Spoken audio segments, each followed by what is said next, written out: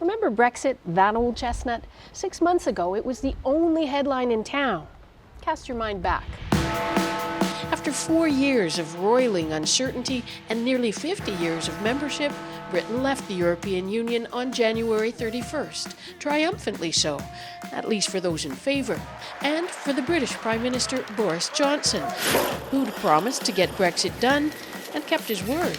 But there was more to come, a year-long transition period to negotiate a trade deal to help ease the divorce for both parties. It took a global health pandemic to push Brexit from the headlines and the timetable for an agreement down to the wire again. The pandemic has slightly reduced the amount of time available to us to negotiate a deal. But bear in mind, your average EU trade deal takes 6 or 7 years. So the idea that we're going to do this in a year was already pretty damn optimistic. Enter Mr. Optimistic. I don't think we're actually that far apart. But what we need now is to see a bit of oomph in the negotiations. Until today, negotiations have been mostly virtual, but no less pointed. Our problem relates to substance, and in particular to the fact that the UK keeps on backtracking for its commitments in the political declaration.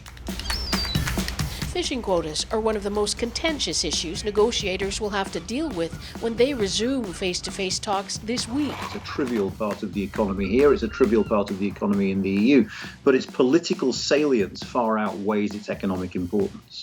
So on both sides, they will take it very, very seriously indeed. Others include fair competition and Northern Ireland's border with Ireland, still unresolved. It's on Northern Ireland. I think the Prime Minister was misleading during the election campaign in saying there would be no checks. Britain could still ask to extend negotiations, but has already ruled that out. That's it. We are leaving the transition period on December the 31st. That's despite pleas by many fearful of a potential double blow.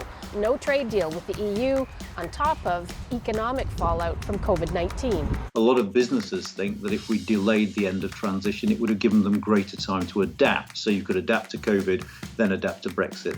Some critics even accuse the government of wanting to hide any Brexit-induced pain in the weeds of any COVID-induced chaos. Boris Johnson is still preaching can-do optimism. So let's get it done. But the Britain he's speaking to isn't the same Britain that it was 6 months ago. It's now a country steeped in the tragedy of more than 40,000 coronavirus deaths. And Johnson himself has been roundly criticized for his handling of the pandemic. The scars it's left behind are real. Margaret Evans, CBC News, London.